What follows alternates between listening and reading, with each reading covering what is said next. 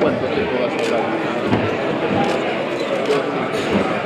Hay una presentación de recibir en esta tribuna a don Alfonso, al que va a presentar el que fuera alcalde de la ciudad de Vigo, don Carlos. No estoy en la carrera política, ni estoy en la pomada, que esta ciudad en el 81, y estuve en la vida institucional, soy cómplice de lo que ha pasado, hay más fotos que cuando yo me fui, el único que se fue fui yo. Entonces tenemos que hacer ese tema. Es de las cosas.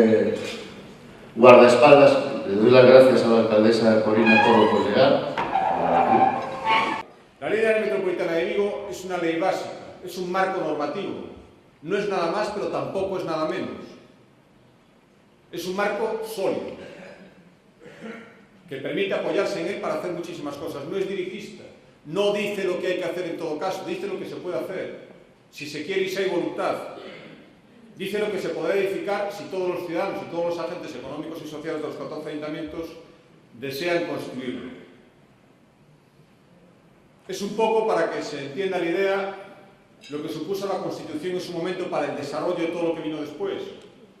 Lo que supuso el Estatuto de Galicia para el desarrollo de nuestro Estatuto de Autonomía. Un marco sólido, un marco con muchísimas posibilidades que afortunadamente hoy podemos decir que todos supimos aprovechar. Yo creo que el desarrollo empieza precisamente ahora. No era fácil el camino para llegar a aprobar el área. Todos ustedes conocen las vicisitudes para llegar hasta aquí, pero lo hemos conseguido. Y es un mérito de todos los que lo impulsaron decididamente, de todos los que han conseguido que hoy tengamos este marco, esta base. Ofrece la ley normas básicas del juego, como decía antes, ni más ni menos, para empezar a crear, para poder empezar a tomar las propias decisiones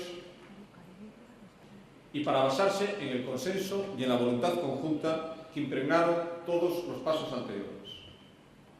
Yo creo que este esfuerzo de consenso hasta ahora ha dado sus frutos y sería lamentable que dejara de darlos de aquí en adelante cuando se ha hecho, no sé si la parte más difícil, pero desde luego sí la parte fundamental hasta ahora.